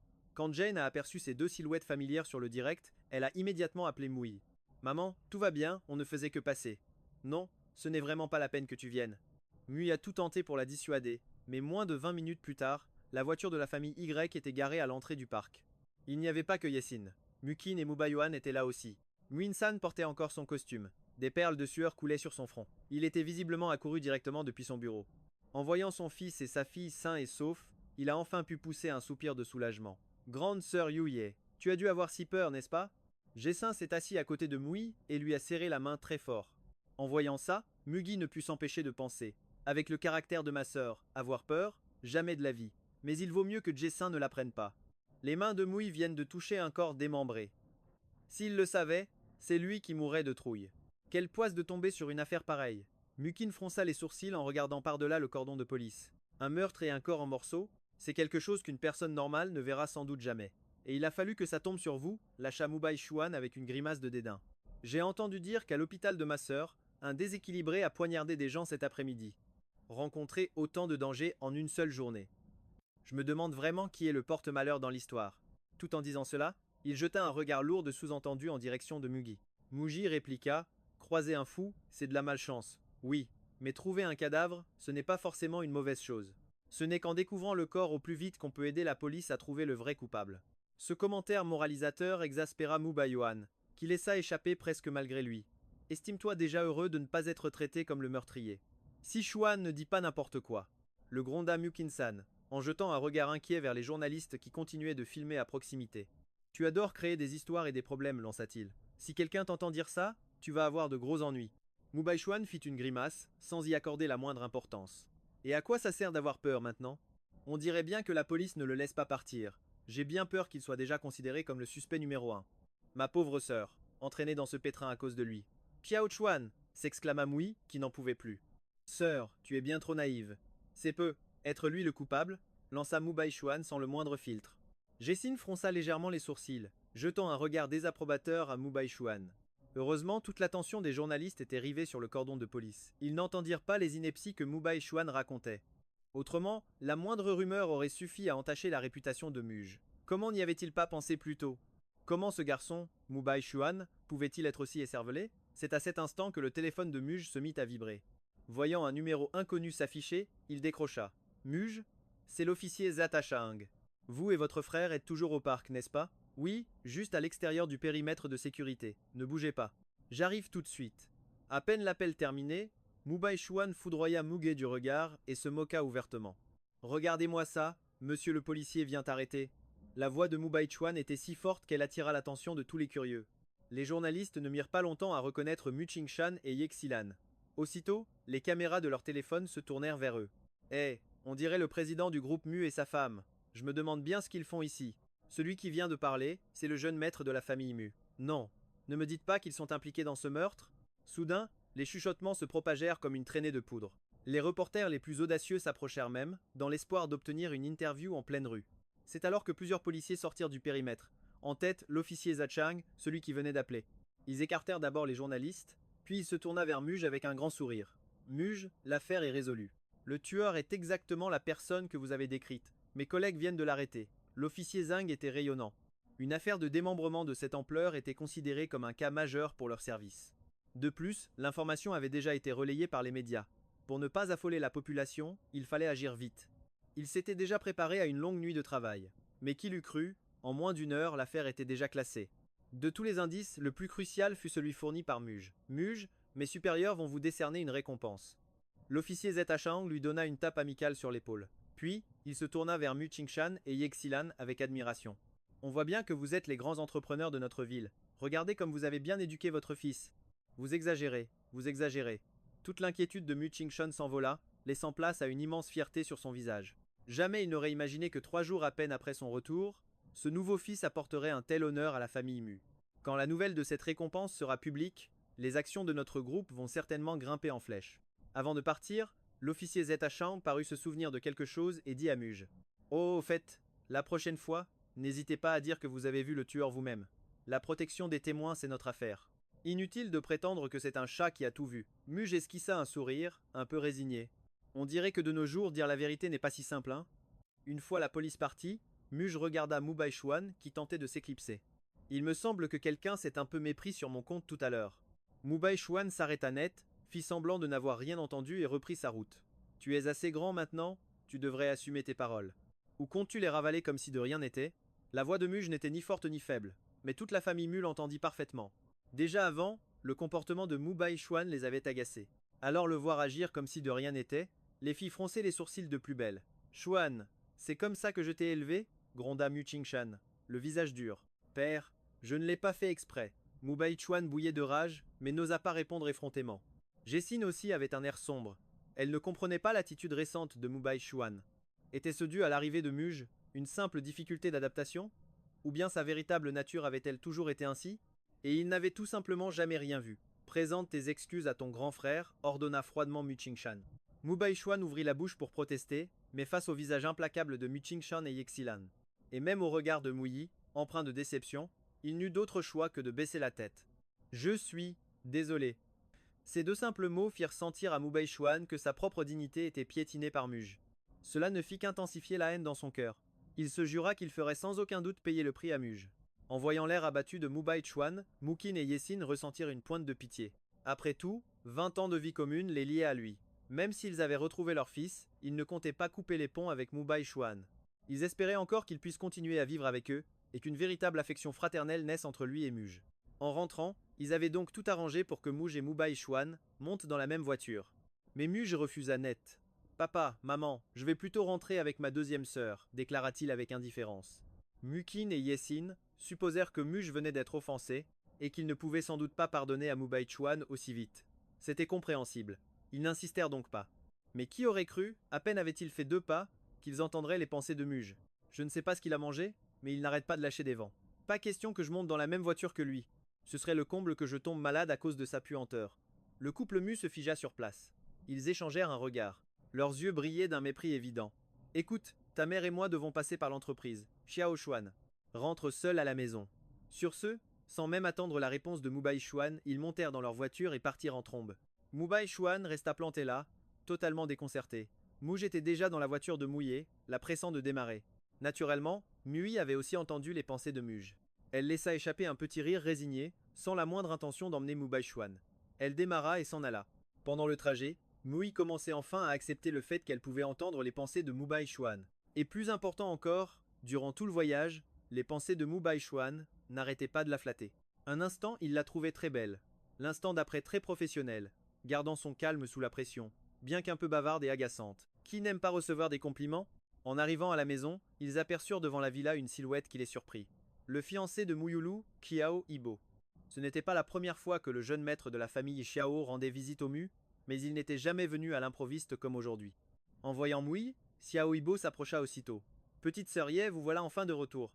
Xiao Ibo et Mui s'étaient déjà vus plusieurs fois, il la salua donc avec familiarité. Mais Mui ne sembla pas apprécier ce surnom. Elle fronça les sourcils et demanda froidement: Jeune maître Xiao, que faites-vous ici? Je n'arrivais pas à joindre Yulu. Je m'inquiétais qu'il lui soit arrivé quelque chose, dit Xiao Ibo, en sortant son téléphone. L'écran affichait les innombrables messages qu'il lui avait envoyés. Mais aucun n'avait eu de réponse. Mui regarda l'heure. Apparemment, il y a eu un problème à la succursale à l'étranger. Ma sœur aînée a pris un vol ce matin pour s'en occuper. Comment? Elle ne vous a rien dit? En entendant ces mots, le visage de Xiao Ibo se crispa. Il secoua la tête, embarrassé. Non. En même temps, il était très perplexe. Sa relation avec Miulu, sans être fusionnelle, était basée sur un contact permanent. Chaque jour, pendant leur temps libre, ils s'envoyaient des messages pour discuter un peu. Et si elle avait un projet important, elle le prévenait toujours à l'avance. Une situation comme celle-ci, où elle partait sans un mot, quittant même le pays, c'était une grande première. Mui sembla sentir que quelque chose clochait. Elle expliqua gentiment. Cette fois, ma sœur est partie précipitamment. Elle n'a probablement pas eu le temps de te prévenir. Je suis sûr qu'elle t'appellera dès son retour. Mui n'était pas là quand Muge s'était plaint que Xiao Ibo était un vaurien. Elle ignorait donc la situation actuelle entre Muyulu et lui. À cet instant, un taxi s'arrêta. Mubai Xuan était aussi rentré. Il entendit une partie de leur conversation. Soudain, une idée germa dans son esprit. Eh Bo, attends, j'ai quelque chose à te dire. Alors que Xiao Ibo s'apprêtait à partir, Mubai Xuan l'interpella et l'emmena à l'écart. Qu'y a-t-il? La relation entre Xiao Ibo et Mubai Xuan n'était pas mauvaise, surtout parce qu'auparavant, pour conquérir Muyulu, Xiao Ibo avait offert pas mal de cadeaux à Mubai Xuan. Voyant l'air mystérieux de Mubai Xuan, Xiao Ibo fut intrigué. Dis-moi, Bo, dernièrement, ma sœur a été très froide avec toi, n'est-ce pas? Mubai Xuan alla droit au but. Voyant Xiao Ibo hocher la tête avec hésitation, il continua. Tu as vu tout à l'heure? Ce type qui était avec ma deuxième sœur. Tout est de sa faute. Xiao Ibo fronça les sourcils. Il venait de voir Muge, mais celui-ci était descendu de la voiture de Muye. Il avait pensé que c'était un de ses amis, et n'y avait pas prêté attention. Mais à présent, il comprenait que ce type avait un lien avec sa fiancée. Il se sentit immédiatement contrarié. Hé, Ibo, calme-toi, ne va pas t'imaginer des choses. Ce type est juste le fils biologique que mes parents viennent de retrouver à la campagne. Mubai savait qu'une telle chose ne pouvait être cachée éternellement, alors il n'essaya même pas de le nier. C'est le frère biologique de Yulu. Le visage de Xiao Jibo s'adoucit légèrement. Alors, que voulais-tu dire tout à l'heure? Ah, tu n'as pas idée. Depuis que ce type est revenu, il a mis la maison sens dessus-dessous. Je l'ai vu l'autre jour. Il a dit je ne sais quoi à ma sœur aînée, et c'est pour ça qu'elle refuse de te parler maintenant. Mubai Xuan, sans la moindre hésitation, rejeta toute la faute sur Muge. En réalité, il voulait juste lui causer du tort. Ce qu'il n'avait pas prévu, c'est qu'il avait touché un point sensible. Xiao Jibo avait complètement gobé l'histoire de Mubai Xuan. Il se tourna pour foudroyer Mouk du regard. Mubai Xuan baissa la voix et dit Hé, Jibo, je sais que ma sœur et toi vous aimez sincèrement. Ne t'inquiète pas. Pour tout ce dont tu auras besoin, je te donnerai un coup de main. Xiao Jibo détourna le regard, plissant les yeux. Et toi, que veux-tu en échange? Toi au moins, tu me comprends, Jibo, expliqua Mubai Xuan avec un sourire flatteur. C'est juste que depuis qu'ils ont retrouvé leur fils biologique, ils ne font plus autant attention à moi qu'avant. Et mon argent de poche aussi a diminué. Xiao Jibo haussa un sourcil. Sois tranquille. Dès que ta sœur et moi serons mariés, tu auras ta récompense. Dans ce cas, merci d'avance, Jibo. Mubai Xuan s'éloigna, l'air victorieux. Muge les avait vus, Mubai Xuan et Xiao Jibo, en train de murmurer dehors. Puis il vit Mubai Xuan revenir avec un sourire jusqu'aux oreilles, et il sut que ces deux-là préparaient un mauvais coup. Très certainement, il complotait encore une fois quelque chose contre Muyulu. Il espérait seulement que Muyulu n'allait pas de nouveau se laisser aveugler par l'amour. Peu après, les cours commencèrent pour Muge. Le professeur Lee lui avait dit que ce semestre, il réintégrerait l'université. Mais par malchance, le premier jour des cours, une réunion très importante avait lieu à la Music Company. En tant que haut dirigeant, Mukinson, Yesin et Muyulu ne pouvaient absolument pas la manquer. C'est pourquoi ils n'ont pas pu accompagner leur propre fils à la rentrée, un regret qui les a longtemps poursuivis. Pour compenser, ils firent un autre virement généreux à Muge, et comme d'habitude, Muge ne refusa pas. De toute façon, la compagnie Mu allait bientôt faire faillite. Ce n'était pas une mauvaise idée de mettre un peu d'argent de côté, juste au cas où. Finalement, seul Mui, qui était encore en vacances, fut chargé d'accompagner Muge. Après tout, c'était l'université. Muge ne voulait pas être traité comme un petit garçon avec sa sœur le suivant partout. Alors, à peine installé, il demanda à Mui de partir. Ce qu'il n'imaginait pas, c'est qu'avant même d'avoir pu finir de déballer ses affaires dans sa chambre, les ennuis frappaient déjà à sa porte. Muge, sors de là. L'homme qui parlait était grand et de forte corpulence. Il se tenait à l'entrée de la chambre et sans aucune délicatesse, lui fit signe de sortir d'un geste du doigt. Muge réfléchit un instant et réalisa qu'il n'avait aucune idée de qui était ce type. Il demanda donc avec indifférence: puis-je vous aider? Sors de là, c'est tout. Arrête tes bêtises. Le garçon ricana froidement, faisant craquer les phalanges de ses doigts. Ne nous oblige pas à venir te chercher nous-mêmes. Muge comprit qu'il n'avait pas de bonnes intentions. Il leva les yeux et aperçut la caméra du dortoir. Malgré tout, il décida de sortir. À peine avait-il franchi le seuil que le garçon l'attrapa fermement par l'épaule. C'est alors que Muge réalisa que derrière ce type, il y en avait beaucoup d'autres, tous aussi costauds, qui le fixaient avec un sourire malveillant. Après un moment de réflexion, Muge, imperturbable, demanda: Il me semble que je ne vous connais pas. Si vous avez besoin de quelque chose, vous pouvez le dire directement. Ne t'en fais pas si tu ne nous connais pas, tu apprendras vite. Le garçon répondit avec un sourire en entraînant Muge dans les escaliers. Muge ne résista pas, il se contenta de le suivre. Ils se dirigèrent vers la petite forêt derrière les dortoirs. Être parce que c'est une scène banale entre garçons de marcher ainsi, le bras sur les épaules, les passants ne remarquèrent rien d'étrange. À mesure qu'ils avançaient, il y avait de moins en moins de monde autour d'eux. Finalement, au cœur de la forêt, ils se retrouvèrent seuls. Les garçons cessèrent alors de faire semblant. Ils poussèrent violemment Muge sur le côté. Mon pote, ne nous en veux pas. Si tu dois blâmer quelqu'un, blâme-toi toi-même. Tu t'es attaqué à la mauvaise personne. Le garçon, qui semblait être le chef, laissa échapper un petit rire. Il fit un pas pour pousser Muge par l'épaule, mais à peine eut-il levé la main que Muge lui saisit le poignet. Il essaya de se libérer, mais il comprit que la main de Muge était comme une pince d'acier. Il était impossible de la bouger. Voyant cela, les autres se précipitèrent pour l'aider. Mais avant qu'il puisse s'approcher, Muge tordit violemment le bras du garçon, le plaquant dans son dos dans un angle contre nature. Au même instant, un cri de douleur déchira l'air. Un pas de plus. Et je lui brise la main, déclara Mujono, imperturbable. Restez tranquille. Le jeune homme grinçait des dents, terrassé par la douleur. De grosses gouttes de sueur perlaient sur son front. Il se mit à supplier. Pardon, je vous en prie, pardon. On a juste été payé pour régler un compte. Pas la peine que ça dégénère. Muge le relâcha et le repoussa d'un geste sec. Il s'épousseta les mains comme si de rien n'était, puis tourna les talons. La prochaine fois, ouvrez bien les yeux. Ça ne vaut pas le coup de finir estropié pour quelques billets. En réalité, le système dans son esprit l'avait déjà averti que Siajibo enverrait quelqu'un pour lui causer des ennuis. Il ne s'attendait simplement pas à ce qu'un jeune maître comme Amosiao n'engage qu'une bande de petites frappes de l'école. Il me sous-estime vraiment. Muge ricana intérieurement. C'est alors qu'il sentit une soudaine rafale de vent près de son oreille. Son corps pivota par pur instinct. Une lame de couteau à cran d'arrêt, brillant d'une lueur glaciale, venait de frôler son visage. L'agresseur était un garçon qui ne payait pas de mine. Au milieu de cette bande de costauds, il paraissait plutôt frêle, mais ses yeux reflétaient une cruauté sans nom et ses lèvres arboraient un sourire glacial. Son aura était complètement différente de celle des autres. Muge comprit alors qu'il avait sous-estimé l'ennemi. Xiao Jibo n'était pas l'idiot qu'il croyait, au contraire, il était bien plus rusé. Cachait un véritable tueur au milieu d'un ramassis de brutes de cours de récré. Ainsi, même si les choses tournaient mal, il pouvait facilement passer inaperçu. L'assaillant lui-même ne s'attendait pas à ce que Muge puisse esquiver une telle attaque. Il resta figé un bref instant. Muge profita de cette seconde d'inattention pour lui asséner un coup de pied foudroyant à l'estomac. La frappe fut d'une violence inouïe. L'homme recula de plusieurs pas, le souffle coupé, et se plia en deux, incapable de bouger. De toute évidence, le chef de la bande n'allait pas en rester là. Ils étaient si nombreux. Comment était-il possible qu'un seul homme les mette en déroute? Et pour couronner le tout, ils avaient été payés. S'ils n'accomplissaient pas leur mission, ce jeune maître leur causerait de sérieux problèmes. À son ordre, tous se ruèrent à l'attaque. Ils cherchent vraiment la mort? Muge laissa échapper un rire froid, le regard chargé de mépris. Il mit à terre le premier d'un seul coup de poing. Puis il saisit le bras du suivant et le projeta violemment contre un arbre. Le troisième et le quatrième subirent le même sort. En moins de 5 minutes, il les avait tous neutralisés sans le moindre effort. Mais ces 5 minutes n'étaient pas sa limite, c'était la leur. S'il avait continué à se battre, il serait mort ou grièvement blessé. Le vacarme dans le bosquet finit par attirer l'attention des gens à l'extérieur. Une bagarre générale à l'école est une affaire sérieuse. Les gardes de sécurité furent bientôt prévenus, puis la direction de l'école. Mui venait à peine de quitter l'université en voiture quand il reçut un appel de la tutrice de Muge. Bonjour, est-ce que je parle bien au tuteur de Muge? Pourriez-vous venir à l'école, s'il vous plaît? La voix à l'autre bout du fil semblait très anxieuse. Mui ignorait ce qui s'était passé, mais il fit immédiatement demi-tour. Bureau de la faculté des sports de l'université. Muge et sa tutrice, Lia Oli, se tenaient debout dans le bureau, tandis que les agresseurs qu'il venait de corriger étaient avachis sur le canapé. Muge avait déjà expliqué la situation à Lia Oli. Elle était visiblement furieuse. Mais pour son plus grand malheur, le doyen de sa faculté était absent pour une conférence. Il ne reviendrait que la semaine prochaine. C'était donc à elle de prendre les choses en main et de négocier avec la direction de la faculté des sports. Qu'est-ce que c'est que cette histoire de bagarre générale? Le directeur de la faculté d'éducation physique était un homme d'âge mûr, corpulent et bedonnant. À en juger par son apparence, il n'avait rien d'un sportif. Directeur Sun, je ne crois pas qu'il s'agisse d'une bagarre générale.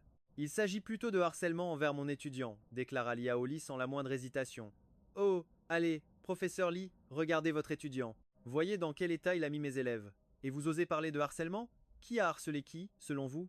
Le directeur Sun s'approcha de Lia Oli, la toisant avec supériorité. Lia Oli était une femme menue, typique du Sud. Elle était diplômée depuis seulement 2 ans et travaillait ici comme conseillère pédagogique. Elle était bien plus jeune que le directeur Sun, qui avait déjà plus de 40 ans, mais elle se tint fièrement devant Muge, sans reculer d'un seul pas. Elle rétorqua avec une logique implacable. Directeur Sun, ce n'est pas parce que cette bande d'incapables a perdu contre mon étudiant que vous pouvez vous permettre de déformer la vérité. Plusieurs de vos élèves sont venus provoquer le mien. Il est évident qu'ils étaient venus pour l'agresser. À cet instant, on frappa à la porte. C'est alors que Mu Baishuan passa la tête par la porte. En l'apercevant, le directeur Sun afficha un sourire des plus mielleux. Étudiant Mu Baishuan, que nous vaut l'honneur de ta visite? Comment se porte ton père ces derniers temps? Mon père va très bien. Mu Baishuan sourit et hocha la tête au directeur Sun. Puis, il se tourna vers Muge. Son regard était lourd de sous-entendu. Directeur Sun, j'ai entendu dire que vous aviez déjà retrouvé les responsables de la bagarre, alors je suis venu jeter un œil. Alors comme ça, tu étais au courant de cette bagarre. Le directeur Sun saisit immédiatement la perche que lui tendait Mu Baishuan. C'est exact. Je suis passé près du bosquet tout à l'heure et j'ai tout vu, mais il y avait trop de monde.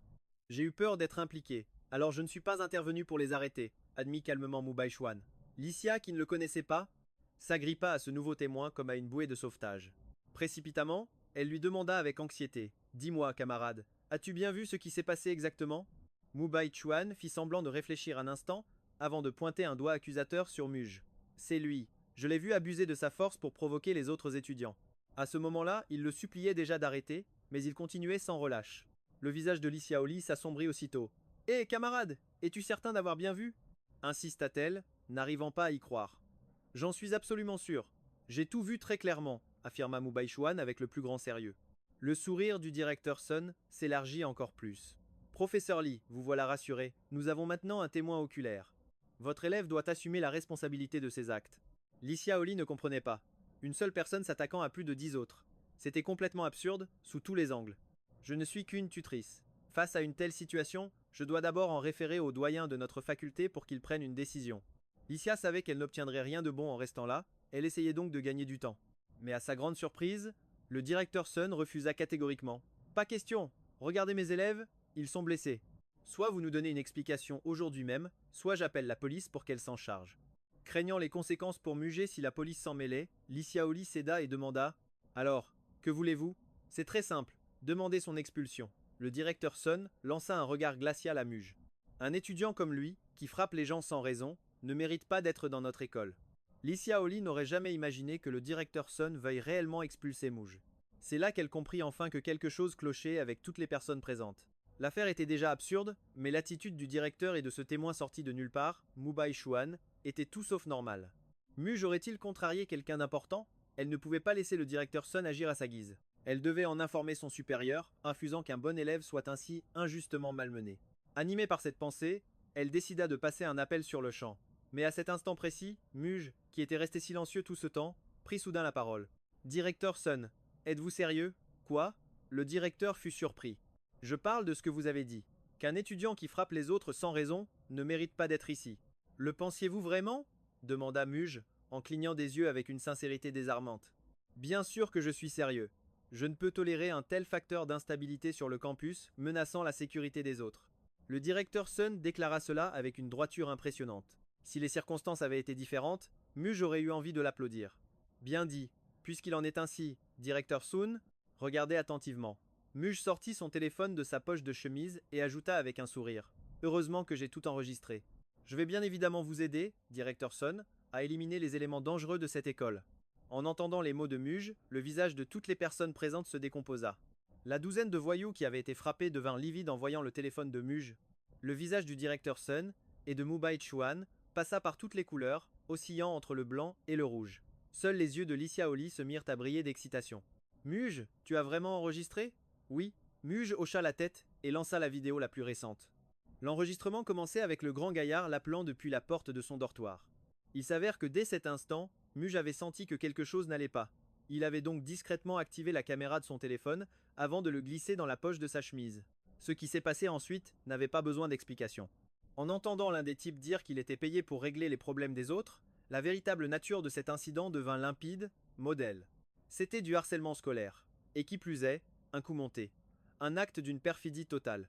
Le directeur San resta bouche bée, incapable de prononcer le moindre mot. Impossible. Cette vidéo est un montage, c'est obligé, s'exclama Mubai Chuan sans réfléchir. Et si tu écoutais un peu plus attentivement? Mudge avança la vidéo à un moment précis et augmenta le volume. En arrière-plan, on pouvait entendre l'annonce de l'école. Une voix parfaitement claire donnait la date exacte, le jour et même la météo du jour. Au fait, monsieur le directeur, ne disiez-vous pas à l'instant vouloir appeler la police? Le doute de mon camarade Mubai Chuan me semble très pertinent. Pourquoi ne pas laisser la police mener sa propre enquête?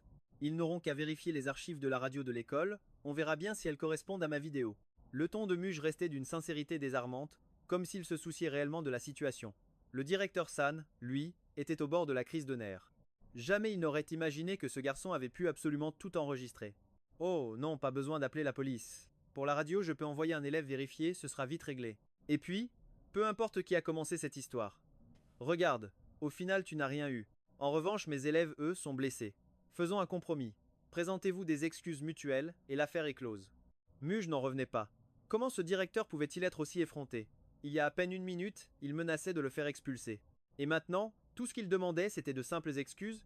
C'est alors que des pas précipités se firent entendre. Mui venait d'arriver. Deuxième sœur! Mubai Chuan la regarda, stupéfait. Il ne comprenait absolument pas ce qu'elle pouvait bien faire ici. Le directeur San crut d'abord voir arriver la famille de Mudge, mais en apprenant qu'il s'agissait de la sœur de Mubai Chuan, il poussa un soupir de soulagement. Un sourire flatteur se dessina aussitôt sur son visage. Il s'empressa de s'approcher. Ah, vous êtes donc la deuxième demoiselle de la famille Mu. Bonjour, bonjour. Li Xiaoli lança un regard perplexe à Mouiller. Si sa mémoire était bonne, cette femme venait d'accompagner Mudge pour son inscription il y a à peine une demi-heure. C'est même elle qui l'avait appelée pour la prévenir que Mudge avait des ennuis. Alors comment pouvait-elle être la sœur de ce témoin? Deuxième sœur, l'appela Mudge à son tour. Le directeur San se figea sur place. Il tourna la tête, abasourdi, et vit Mudge s'avancer calmement vers Mouiller. Prenant un air de victime, il lui dit « Deuxième sœur, à peine étais-tu partie que quelqu'un est venu me chercher des ennuis. » Sur ce, sans laisser à quiconque le temps de réagir, il lui montra la vidéo. L'enregistrement continuait bien après les faits, incluant ainsi toutes les menaces du directeur San et l'intervention absurde de Mubai Chuan. Tout était là, enregistré. Le visage de Mui se durcit. Elle jeta d'abord un regard glacial à Mubai Chuan avant de s'adresser froidement au directeur. Maintenant que toute la vérité a éclaté, je suis curieuse de voir comment vous comptez gérer ces individus. Alors que monsieur le directeur suggérait que l'on se contente d'excuses mutuelles pour clore l'incident, comme elle s'y attendait, Mubai Chuan fronça encore plus les sourcils. Si le directeur compte vraiment régler ça ainsi, alors faisons ce que mon frère a suggéré. Appelons la police, déclara Mubai Chuan, le visage impassible. Non, s'il vous plaît, ne faites pas ça. Le directeur s'empaniqua. Parmi ces voyous, certains venaient de familles très influentes. Ils voulaient juste se faire bien voir de quelqu'un, mais ils n'avaient pas prévu de se heurter à un mur tel que la famille Mu. À cet instant précis, il ignorait encore quelle était la véritable relation entre Mudge et Mubai Chuan. Tout ce qu'il savait, c'est que si la police s'en mêlait et que le scandale éclatait, les autres directeurs verraient la vidéo. Ils seraient alors dans une situation inextricable. Et si nous faisions comme ça? Je vais leur demander de présenter des excuses officielles, dit-il en jetant un regard menaçant aux autres élèves. Ces derniers savaient pertinemment qu'ils ne pouvaient pas se permettre de contrarier la famille Mu. Ils ont donc immédiatement baissé la tête, se sont alignés et se sont inclinés un par un devant Mudge en signe d'excuse. Ils promirent même qu'à l'avenir, ils l'appelleraient chef avec le plus grand respect chaque fois qu'ils le croiseraient. Après une courte négociation avec le directeur San, ils versèrent à Muge la somme de 500 000. Bien entendu, une grosse partie de cette somme provenait de la poche du directeur lui-même. Il voulait juste étouffer l'affaire pour sauver son poste. Une somme qu'il pourrait facilement récupérer ailleurs. Muge, de son côté, n'avait plus envie de perdre son temps avec eux. Il prit l'argent et partit sans un mot de plus. Alors qu'il marchait dans les couloirs, Mubai Chuan affichait un air des plus amicaux. Mubai Chuan tenta de s'expliquer auprès de sa sœur. Écoute-moi, je t'en prie, ils m'ont menacé. Ils ont dit que si je ne témoignais pas pour eux, je serais leur prochaine cible. Ma sœur, je te jure que c'est la pure vérité. Mubai Yuan parlait sans cesse, mais ses mots glissaient sur Mui sans jamais l'atteindre. En réalité, elle était complètement perdue. Devait-elle vraiment lui faire confiance? Elle se souvenait de l'enfant qu'il était, si adorable, intelligent et obéissant. Elle ne comprenait pas comment il avait pu changer à ce point. C'est alors que, de nouveau, les pensées de Mui résonnèrent dans sa tête. Pfff, quelle comédie. C'est clairement Xiao Jibo qui l'a payé ce jour-là, après que Mubai Yuan l'ait provoqué exprès. Et on voudrait me faire croire que Mubai Yuan n'était au courant de rien? Jamais de la vie? Xiao Jibo. Comment est-il lié au fiancé de ma sœur aînée? Après quelques jours de repos, Mui était sous le choc. Elle était de plus en plus certaine de ne pas être folle. Elle pouvait vraiment entendre les pensées de Mui. Pour en avoir le cœur net, elle décida de mener sa propre enquête. Elle demanda à Mui et Mubai Yuan de retourner en classe et retourna seule vers l'ancien bâtiment administratif. Peu après, elle vit la dizaine d'étudiants sortir en groupe. Le garçon en tête était au téléphone. Il avait l'air très agacé. Mui les suivit discrètement jusqu'à la sortie de l'école et, sans surprise, elle vit la voiture de Xiao Jibo garée sur le côté. Les garçons se tenaient près du véhicule. Ils semblaient se disputer avec Xiao Jibo. Un instant plus tard, des liasses de billets furent jetées depuis la voiture, qui démarra et partit aussitôt. Soudain, une vague d'euphorie submergea Mui. Elle n'était pas folle, elle en avait la preuve. Cette voix dans sa tête n'était pas une hallucination. En médecine, on appellerait ça un miracle. C'était incroyable. Elle se devait d'enquêter sur Mui en profondeur. Après son inscription à l'école, Mui commença à mener une vie tout à fait normale. Elle appréciait le calme des cours et les petits potins du quotidien. Selon ses goûts, elle choisit même quelques matières optionnelles. Parmi celles-ci, un cours sur l'étude de la littérature nationale et étrangère avait particulièrement attiré son attention. La salle se trouvait dans la bibliothèque, offrant une atmosphère calme et studieuse. Mais à sa grande surprise, dès le premier jour de ce cours, elle tomba nez à nez avec Mubai Yuan. Mubai Yuan était du genre à ne même pas apporter de livres en classe, sa présence ici était donc des plus étranges. Mui comprit très vite la situation. Mubai Yuan tournait autour d'une magnifique jeune fille en robe blanche, lui parlant sans relâche, mais cette dernière ne semblait pas du tout intéressée. Ses sourcils, légèrement froncés, trahissaient son impatience. Un peu plus tard, d'autres filles entrèrent dans la pièce. La fille en robe blanche les aperçut comme une bouée de sauvetage et leur fit immédiatement signe de la rejoindre. Quand ses amis arrivèrent, Mubai Yuan dut s'écarter, mais il n'avait clairement pas dit son dernier mot. Il alla s'asseoir juste dans la rangée derrière la jeune fille. Mui, quant à elle, se trouva un coin tranquille. Peu après, un professeur d'une quarantaine d'années fit son entrée. Après avoir balayé la salle du regard, le professeur déclara avec un sourire « Certains d'entre vous ont être déjà entendu parler de moi. Nous organiserons un club de lecture dans ce cours, alors j'espère que vous apprendrez à vous connaître. Pour cette première séance, nous allons simplement faire un tour de table des présentations. » Désignant une place, il ajouta « Commençons par ici. » Aussitôt, les étudiants se levèrent les uns après les autres. Une simple présentation. Quand ce fut le tour de Mubai Yuan, il leva la main et déclara sans détour « Je m'appelle Mubai Yuan. Oui, le Mu du groupe Mu. Tous ces immeubles dans le quartier des affaires. Ils appartiennent à ma famille. » Cette façon si particulière de se présenter capta immédiatement l'attention de tout le monde. Les chuchotements fusèrent aussitôt. C'est pas vrai. Quel frimeur. Enfin, c'est le jeune maître du groupe Mu, normal qu'il soit arrogant. Mais on est à l'école quand même. À quel jeu joue-t-il? Face à ces remarques, Mubai Yuan ne sembla pas le moins du monde dérangé. Il fit un signe à ses acolytes à côté de lui et annonça en souriant « Aujourd'hui, j'ai préparé un cadeau de bienvenue pour tout le monde. » À peine eut-il prononcé ces mots que la plupart des critiques s'évanouirent. Des cadeaux gratuits? Qui allait s'en plaindre? Finalement, que ce jeune maître aime se vanter n'était être pas un si grand défaut. Certaines filles, impressionnées par ce geste grandiose, le dévoraient des yeux. Waouh! C'est donc ça, le fameux pouvoir de l'argent. Une fois les cadeaux distribués, Mubai Yuan apporta personnellement celui de la fille en robe blanche. Il semblait avoir tout prévu dans les moindres détails, il avait même préparé un tour de magie. Après quelques gestes mystérieux devant la jeune fille, il fit apparaître une rose de nulle part. La foule autour d'eux se mit à applaudir. Eh, ce n'est pas la fameuse fleur de glace du département d'art? Le jeune maître Mu et la fleur de glace. Ils forment un beau couple. Reste à savoir si cet iceberg finira par fondre un jour. Mais la principale intéressée restait de marbre. Personne ne vit que sous la table, sa main était crispée en un poing serré, comme si elle endurait une terrible épreuve. La jeune fille à ses côtés la pressait d'accepter cette rose. Son visage se crispa davantage. C'est alors que, depuis un coin de la pièce, une voix totalement inattendue s'éleva. Sa voix n'était pas forte, mais dans le silence soudain, elle a résonné avec une clarté surprenante. Tous les regards se sont tournés vers Muget, assis dans son coin, qui fixait Mubai Chuan avec mépris. Utilisez de vieux tours de magicien pour ton numéro. Tu aimes vraiment te ridiculiser, hein? A lancé Muget sans mâcher ses mots. Mubai Chuan, furieux devant tout le monde, ne pouvait l'insulter vulgairement, alors il l'a mis au défi. Alors, pourquoi ne nous montrerais-tu pas quelque chose qui ne soit pas pathétique? Il était certain que Muget allait se défiler. Après tout, ils étaient en plein cours. Personne n'était venu préparé comme lui. Mais contre toute attente, Muget s'est levé, a hoché la tête avec un naturel déconcertant et a dit « Bien sûr, je vais vous montrer à l'instant quelque chose qui en vaut la peine. » Sur ce, il a discrètement regardé l'heure et un compte à rebours silencieux a commencé dans son esprit. Il semblait attendre quelque chose.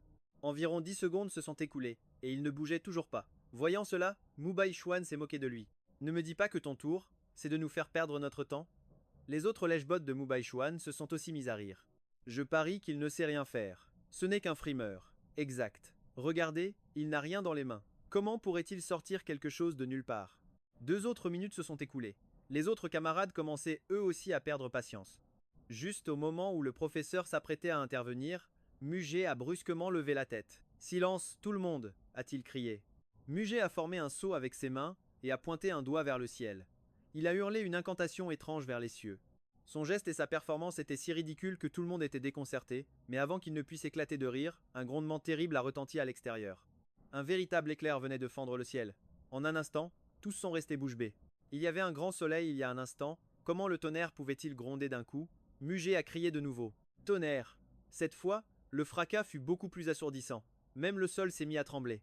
Le lustre suspendu au-dessus de leur tête se balançait. Mais que diable se passe-t-il? Ce ne serait pas un tremblement de terre? On dirait que la foudre est vraiment tombée ici. Les étudiants ont paniqué. Et ce n'est pas tout, un grand tumulte s'est fait entendre dehors. Au feu. Le dernier étage est en train de brûler. Vite, éteignez le feu. Très vite, un bibliothécaire a poussé la porte en hurlant. Sortez d'ici, tout de suite. Un éclair a frappé le dernier étage. Il y a un incendie. Tous les étudiants se sont levés d'un bond et sont sortis en courant dans le plus grand désordre. Muget les suivait. Apparemment sans grande préoccupation. Peu de temps après, tout le monde avait été évacué. Tous ont levé la tête pour voir le toit calciné de la bibliothèque et sont restés totalement sous le choc. Mais il y a un paratonnerre. Comment cela a-t-il pu arriver? Quelle a dû être la puissance de cet éclair? À ce moment-là, quelqu'un a vu Muget. C'est lui. C'est lui qui a fait tomber la foudre. C'est vrai, je l'ai vu aussi. Rapidement, l'histoire sur Muget s'est répandue comme une traînée de poudre. En gros, tout le monde était déjà au courant. Muget observait leur réaction et, un instant, il n'a pas su quoi dire. Allons, je ne faisais que monter un petit numéro. Ne me dites pas qu'ils y ont vraiment cru? Muget ne s'attendait pas à ce qu'ils prennent au sérieux une simple blague. Ce n'est pas un monde de fantaisie ou quelque chose du genre. Comment peuvent-ils vraiment croire que c'est lui qui a invoqué cet éclair? Quelle absurdité! En peu de temps, la rumeur de Muget invoquant la foudre est arrivée aux oreilles du professeur principal et, bien sûr, le tuteur de Muget a de nouveau été convoqué. Les vacances annuelles de Mouille venaient tout juste de se terminer. Il s'apprêtait à aller travailler aujourd'hui même, quand il a soudain reçu un autre appel de l'école.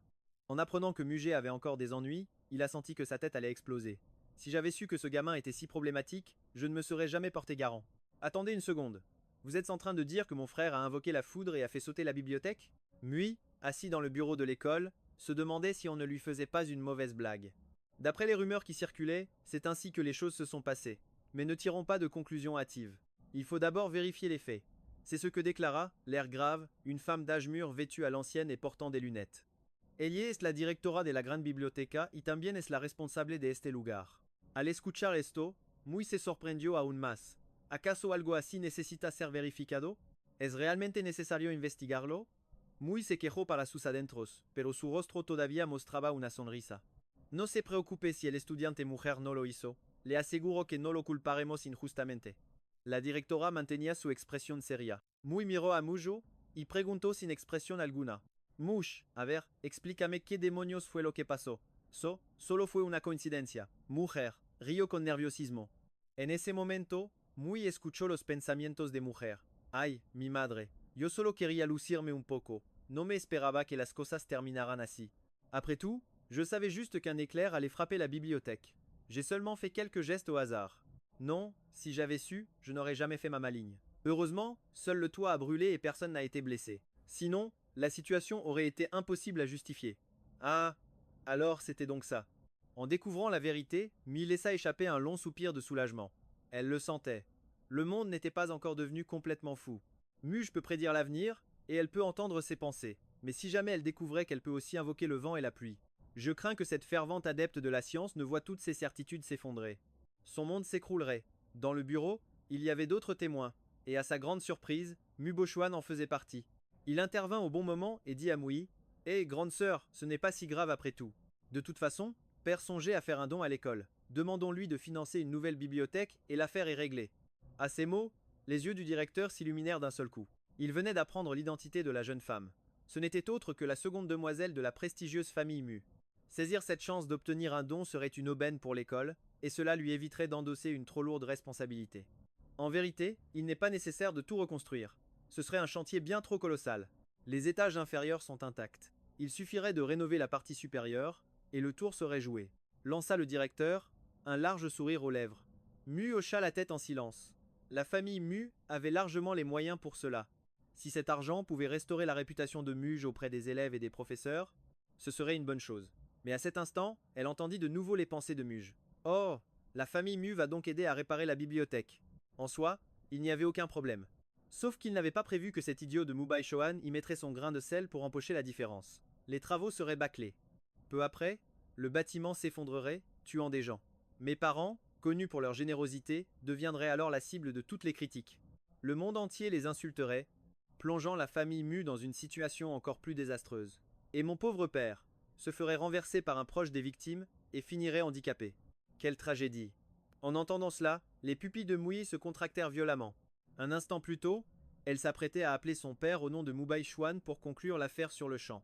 Mais maintenant, il était clair que cette affaire méritait une réflexion bien plus approfondie. En sortant du bureau, Mubai Chuan ne put s'empêcher de se plaindre à Muge. Dis donc, ton éclair était terrifiant. À cause de toi, père a dû débourser une fortune. Muge eut un petit rire. À quelle époque vis-tu? Arrête un peu avec tes superstitions ridicules. Si je pouvais vraiment invoquer la foudre, il y a longtemps que je t'aurais réduit en cendres. Le sang de Mubai Chuan ne fit qu'un tour. Il faut croire en la science, tu comprends? Lança Muge avec un regard méprisant. Mais elle réalisa vite que Mubai Chuan n'était pas le seul à croire à ses sornettes. En quittant l'école, les regards des autres élèves étaient étranges. Un mélange de curiosité et d'une pointe de crainte. Muge porta la main à son front, résigné. Apparemment, ce malentendu n'allait pas se dissiper de sitôt. Comme c'était vendredi, Muge et Mubai Chuan rentrèrent à la maison avec Mui. À peine arrivé, Muge s'affala sur le canapé, laissant Mubai Chuan raconter toute l'histoire, enjolivant bien sûr les faits à sa manière. Il raconta les événements de la journée à ses parents. Son but, que Muge se fasse réprimander pour avoir attiré des ennuis à la famille Mu. Mais à sa grande surprise, ni Mu Yun-san ni Jessie ne semblèrent contrariés. Bien au contraire. Ils trouvèrent l'histoire très intéressante. Haha, alors comme ça notre Muge est la nouvelle déesse de la foudre à l'école? C'est fascinant. Mui, assise à l'écart, restait silencieuse. Dans son esprit, les prédictions de Muge continuaient de résonner avec force. Mubai Chuan orienta rapidement la conversation sur la réparation de la bibliothèque scolaire. Père, mère, les rumeurs à l'école sont très mauvaises pour Muge. Il ne faudrait pas que ça finisse par nuire à l'entreprise. Si nous aidons à la rénovation de la bibliothèque, ce serait une manière de nous excuser auprès de l'école au nom de cette femme. Une telle insinuation revenait à lui faire porter tout le blâme. Mookins et Jessie ne virent pas le piège dissimulé dans les paroles de Mubai Yuan. Eux qui aimaient tant les œuvres de charité, et puisque cette affaire concernait leur fils, aider l'école ne leur semblait pas grand-chose. En les voyant accepter sur le champ, Mu voulut les avertir, mais après un instant d'hésitation, elle garda finalement le silence. Cette affaire était bien trop complexe. Pour l'instant, il n'avait aucun moyen de vérifier si les pensées de cette femme étaient réelles. De plus, il ne pouvait pas accuser Mubai Yuan injustement. Mais si c'était vrai, il ne laisserait jamais Mubai Yuan détruire la famille Mu. À l'heure du dîner, toute la famille était assise à table. Muge était affamé, et dès qu'il s'assit, il s'apprêta à dévorer son repas. Mais au moment de porter la soupe à sa bouche, il s'arrêta net. Ce n'est pas possible, murmura-t-il pour lui-même. Qu'y a-t-il? Demanda Yessine inquiète. Si tu n'aimes pas, je demanderai à Tante Liu de te préparer une autre soupe. Muge secoua la tête, fixa le bol et dit calmement: Maman, papa, je vous conseille de ne rien manger ce soir. Que se passe-t-il? Les mots de Muge glacèrent l'atmosphère. En un instant, tout le monde posa ses baguettes. Le dîner de ce soir était un véritable festin, une immense table remplie de plats de viande et de légumes. Il y avait aussi une soupe qui sentait délicieusement bon. C'était le fruit du travail acharné de Tante Liu, la cuisinière, durant toute la journée. Plus de la moitié des plats étaient les préférés de Mubai Yuan. En entendant les paroles de Muge, Mubai Yuan fut instantanément contrarié. Muge, qu'est-ce que tu insinues? Tante Liu s'est démenée en cuisine tout l'après-midi. Si tu ne veux pas manger, c'est ton problème. Mais pourquoi empêcher nos parents et notre sœur de le faire? Je ne t'en empêche pas. Muj leva les yeux au ciel, l'air de dire comme si tu pouvais m'arrêter. Le pourrais-tu seulement? Mubayuan ricana avec dédain, comme pour le provoquer délibérément. Il prit une grande cuillerée de soupe et l'engloutit d'un trait. Après l'avoir avalé, il fit même claquer ses lèvres avec satisfaction. Muj se contenta de l'observer avec un sourire énigmatique. Il ne dit rien. À ce moment, la famille Mu, à l'exception de Moyan, entendit les pensées de Muj. Quelle ironie, il se régale d'huile de caniveau et semble apprécier ça. C'est parce que Tante Liu a vendu depuis longtemps la bonne huile d'importation que nous avions. Elle a tout vendu en secret pour la remplacer par cette cochonnerie, et comme elle pense que personne dans la famille ne va dans la cuisine, elle ne s'est même pas donné la peine de la cacher. Elle l'a laissée là, dans le placard sous la cuisinière, et dire qu'elle n'avait jamais été découverte. Cette fois, elle en a même acheté une de pire qualité, on peut même y voir des sédiments de coups de canard. En entendant cela, les visages de tous les membres de la famille se décomposèrent. La nourriture si parfumée qui se trouvait devant eux leur parut soudain impossible à avaler. Seul Mubai Chuan continuait de manger à belles dents, sans se soucier de rien, ne remarquant absolument pas que quelque chose clochait. Voyant qu'il ne mangeait pas, il insista même gentiment auprès de ses parents et de sa sœur. Ne l'écoutez pas, il aime toujours tout exagérer. La famille mange tranquillement et voilà qu'il décide de faire une scène. Tante Liu travaillait pour la famille Mu depuis 2 ans. Même si monsieur et madame Mu voulaient le croire, ils n'osaient pas prendre le risque. Maintenant qu'ils y repensaient, les plats de ces derniers temps semblaient en effet un peu différents. Le goût avait un arôme étrange. Inconsciemment, ils avaient pensé que c'était parce que Tante Liu avait amélioré sa technique en cuisine. Il ne leur était jamais venu à l'esprit autre chose. S'il y avait vraiment un problème avec l'huile, alors, tant que la vérité ne serait pas révélée, personne ne pourrait avaler une seule bouchée. Je vais chercher un petit bol. Muj trouva un prétexte et se dirigea vers la cuisine. À ce moment, Tante Liu était dans un coin, absorbée par son téléphone. Elle ne remarqua absolument pas que quelqu'un passait à côté d'elle, et encore moins que quelqu'un s'approchait de la cuisinière. Peu après, sous le regard anxieux de ses parents, Muj revint, le visage grave. Dans sa main, il tenait un bidon d'huile dorée. Il demanda calmement: Papa, maman, l'huile que vous faisiez importer de l'étranger ne ressemblait pas à ça, n'est-ce pas? L'emballage de cette huile n'a aucune étiquette. Le bidon est également de très mauvaise qualité, c'est ce genre de plastique très fin. Et le plus important, c'est que l'huile semble contenir une sorte de sédiment noir. À cet instant, tout le monde comprit que quelque chose n'allait pas. Yessine tremblait de rage. Elle jeta violemment ses baguettes sur la table. Tante Liu. Madame, que se passe-t-il? En entendant le bruit, Tante Liu sortit de la cuisine en courant. Quand elle vit le bidon d'huile sur la table, son visage devint blanc comme un linge. C'est ceci. Sous le choc, Tante Liu s'effondra sur le sol. Elle resta sans voix pendant un long moment. Mais qu'est-ce que c'est que cette histoire? Mukin était lui aussi abasourdi. Tante Liu comprit qu'elle ne pouvait plus le cacher, alors, en tremblant, elle avoua tout. Sa version était quasiment la même que celle que Muj avait révélée plus tôt. Tante Liu avait découvert par hasard le prix de ses huiles d'importation, et la cupidité l'avait envahi. En cachette, elle revendait les bonnes huiles à bas prix pour ensuite acheter cette immonde huile de caniveau dans les bas-fonds du marché. Pour vous donner une idée, même parmi les huiles de récupération, celle-ci était de la pire espèce. Ses vendeurs sans scrupules lui avaient même donné de grands sachets d'épices. Ils lui ont dit qu'en les ajoutant, elle pourrait masquer le goût rance et horrible de l'huile, et que la nourriture semblerait même bien plus savoureuse. Aveuglée par la promesse de profit énorme, Tante Liu a succombé à la tentation et a acheté plusieurs barils. Le baril qui se trouve sur la table est justement le dernier, et c'est aussi celui de la plus piètre qualité. Personne n'avait pris la peine de le filtrer correctement, d'où la présence de nombreux sédiments. Par chance, ce baril venait d'être ouvert aujourd'hui et n'avait servi que pour ce repas. À part Mubayoan, personne dans la famille n'y a touché. Alors que Tante Liu était à mi-chemin de ses aveux, Mubayoan n'a plus pu se retenir et a couru vomir. Il s'enfonçait les doigts dans la gorge, comme s'il voulait expulser jusqu'à la dernière miette de son estomac. Quand il est revenu, il a violemment poussé Tante Liu qui est tombée par terre. Il a hurlé, fou de rage. Dans cette maison, on ne t'a jamais fait de mal, vieille sorcière. Comment peux-tu être aussi maléfique? Je vais te tuer. Et sur ces mots, il s'est préparé à la frapper de nouveau. Finalement, ce sont Yessine et Suan qui ont empêché Mubaikwan de continuer. En considération des 2 années qu'elle avait travaillé pour eux, Jessin n'a pas livré Tante Liu à la police. Elle l'a seulement forcée à payer une grosse somme d'argent avant de la chasser de la maison Mu. Les domestiques avaient déjà jeté toute la nourriture, mais tout le monde restait assis, se regardant en silence. Le cœur n'y était plus. Ils étaient tous profondément dégoûtés. Ils avaient faim, mais en même temps la nausée les gagnait. Pendant un instant, personne ne savait quoi faire. Et si on allait manger dehors? Mubai Chuan se frotta le ventre vide. Il proposa aussi de commander quelque chose à livrer. Je connais un restaurant d'écrevisses épicées qui est très propre, proposa Muji, d'un avis différent. Mubayuan lui lança un regard agacé et dit avec mépris: Même si c'est propre pour de la livraison, à quel point ça peut l'être? Ils doivent utiliser la même huile de caniveau. Sans se laisser démonter, Muji haussa un sourcil, sortit son téléphone et passa commande sans demander l'avis des autres. Mukin soupira. Mangez ce que vous voulez. Votre mère et moi ne prendrons rien pour l'instant. Sur ce, lui et Jessin se levèrent et se dirigèrent vers le salon pour grignoter quelques fruits posés sur la table. Mouyu avait également perdu l'appétit et monta silencieusement dans sa chambre. De son côté, Mubayuan quitta la maison, bien décidé à ramener un plat d'un hôtel 5 étoiles.